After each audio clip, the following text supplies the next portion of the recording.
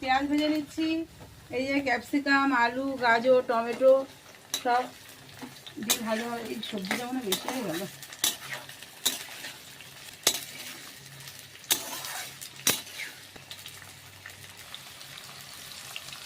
নুন দিলাম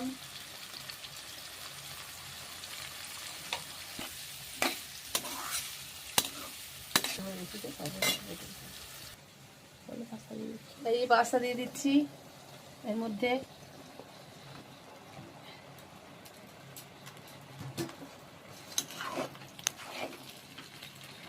এই হবে রান্না আজকে, সকালে টিফিন আমাদের পাস্তা।